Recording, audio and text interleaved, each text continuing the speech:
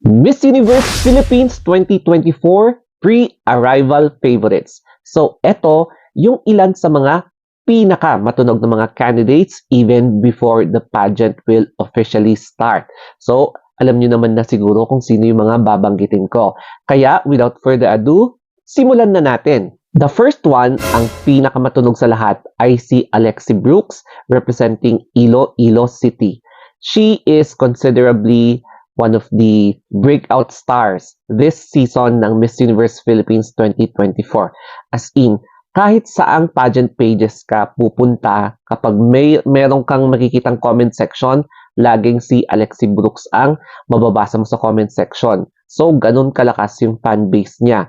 And syempre naman, undeniably, very stellar yung performance niya from the evening gown, sa swimsuit, and then sa Q&A. Kaya no wonder ang daming nagmamahal sa kanya. And syempre, very diversified yung kanyang background tsaka yung kanyang mga advocacy. Kaya ito yung mga sinasabi nila na the girl to watch out for this coming pageant. Kasi pwede niyang babasagin yung mga current hot picks nyo, especially kapag mga veterana ang pinag-uusapan natin. Number 2 is Atisa Manalo from Quezon Province. Finally, no, after how many years of waiting, sumali na siya. And she is the appointed na representative from Quezon Province. Kaya naman marami ang mas na-excite ngayon. Kasi alam naman natin yung credentials ni Atisa Manalo. She is the batch of Catriona Gray. Siya yung second placer ni Catriona Gray, no? Tapos, nung sumabak siya sa Miss International, first runner-up siya.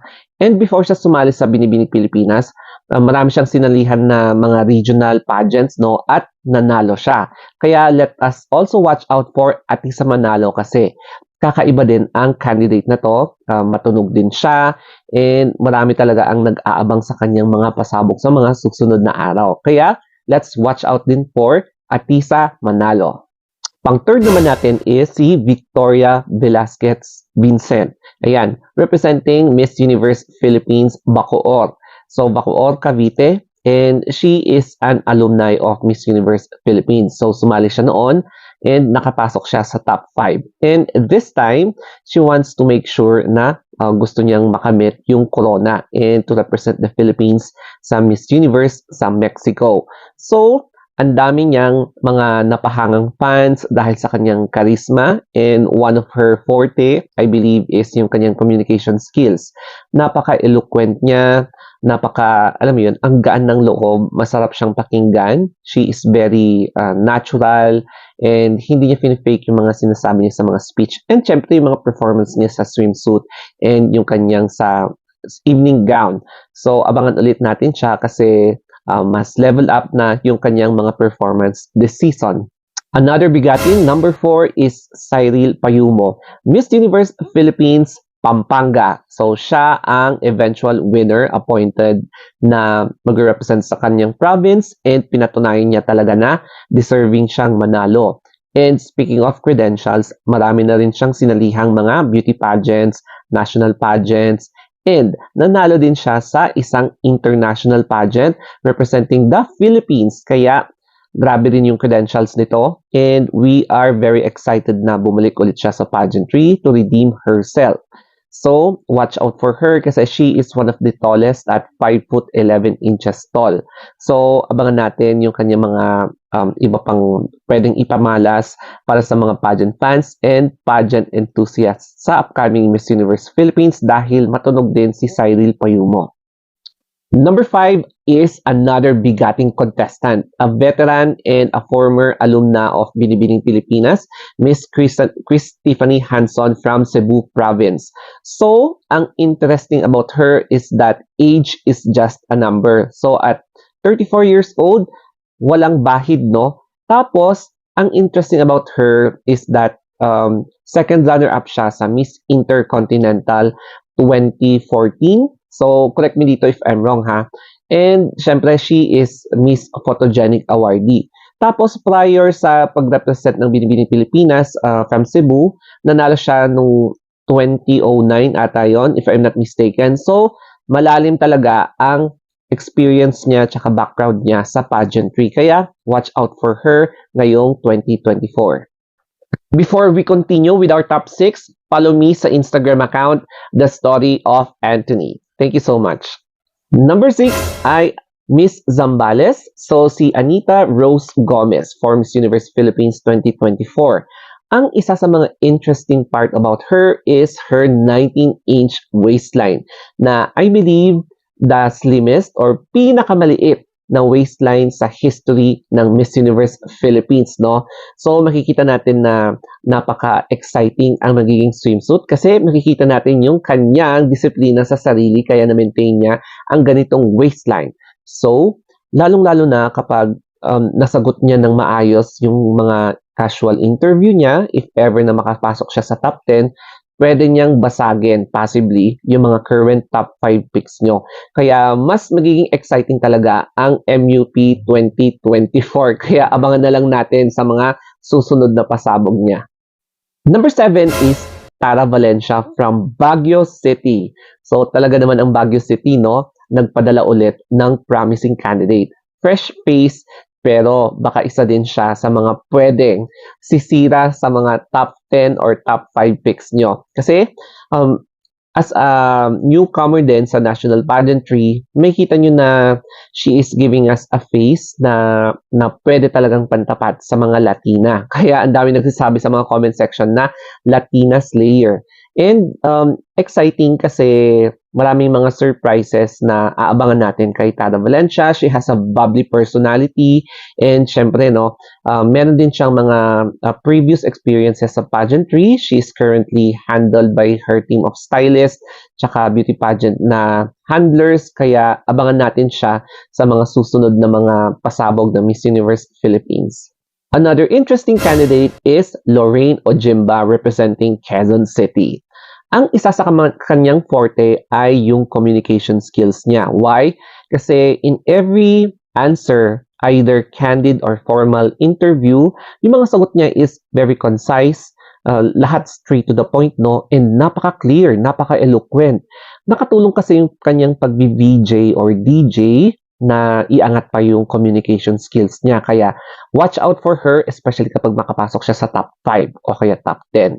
And then speaking of her background and advocacy, syempre she is representing diversity and nakaranas din siya ng mga discrimination. So as a black, half Filipina, syempre yun yung gusto niyang ipaabot, no? And then yung kanyang body structure at 5'10", one of the tallest in this competition, napaka-status QS niya. And she is also a model. Kaya very diverse, very extensive, and let us watch out for her. Isa na namang bigating contestant, Christy Lee McGarry from Taguig City. Ayan, pagdating naman sa body structure, sa physique niya, she is also one of the tallest at 5'11". So, ang daming matatangkad na mga candidates, no? Tapos, pagdating sa pasarela, gamay na niya, matagal na siya nag-training, yun yung isa din sa mga forte niya, nagmo-model siya, yung mga experiences niya sa modeling talagang gagamitin niya yon para sa pageant na to. And yung experience niya, so siya ay first runner-up nung sumali siya twice sa Miss Intercontinental. And 2 beses siya sumali sa Miss Intercontinental in history, no, sa Philippines. Tapos meron din siyang sinalihan before, Supermodel Worldwide. So very extensive din yung experience niya sa pageantry. And speaking of her comm skills, grabe din yung communication skills niya. Alam niya kung paano i-atake yung mga question and answer. Tapos alumni din siya sa Binibining Pilipinas. Kaya let us really watch out for Christy Lee McGarry kasi pwede siya talagang umangat hanggang top 5. And rounding up, number 10 ay si Stacy Gabriel representing Cainta Rizal. Isa sa mga forte niya ay communication skills niya. Tapos, i-relate natin yung experience niya sa showbiz industry. She's also a talent, she's a commercial model. So, yung pagiging people person niya, nakatulong ito talaga. The way she communicates with people, sa mga pageant fans, kung gaano siya makipaghalubilo, she is very approachable, she has a bubbly personality, and nag-host din siya. So, nakakaangat din talaga ito para sa kanya, especially kapag sa Q&A portion. So, sa experience niya sa pageantry, mapapansin nyo na syempre nag-train din siya, okay din yung kanyang pasarela, tapos yung sa gown, exposed na din siya sa mga fashion shows, mga ganyan. And nakaka-excite kasi as an alumni of Binibining Pilipinas 2022, nagkaroon siya ng experience in a way to adjust herself kung ano yung mga strengths and weaknesses niya para naman i-maintain niya yung kanyang familiarity tsaka dominance for Miss Universe Philippines 2024. Pero disclaimer ha, eto lang po ang aking personal na napansin na top 10 pre-arrival favorites basing sa social media, sa mga napansin natin, tsaka sa na-witness din natin. And syempre, magkaiba kami ng preference ng ibang pageant vloggers na yung wala sa akin, meron sa kanila, ganun din na meron sa kanila, wala sa akin. So, kanya-kanyang personal choice. And it's okay kahit sabihin nyo na, ayan ka na naman, top 5, tapos wala pala sa top 5. Yung mga ganong comments. So, it's okay. Kaya, once again, here are my top 10 pre-arrival favorites. Pwedeng magbago pa yan kasi marami pa ang i-appoint possibly para sa pagbubukas or officially na launching ng Miss Universe Philippines.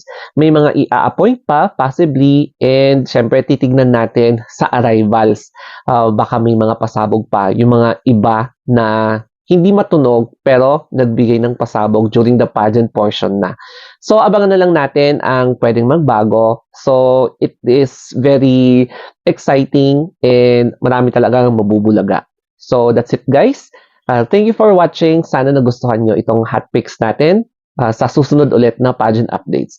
So, once again, kung nagustuhan nyo please follow me sa Instagram account ko, The Story of Anthony. And syempre sa social media accounts ko, Story of Anthony pa rin sa YT, sa IG, FB, TikTok, Twitter. So, thank you and have a wonderful day.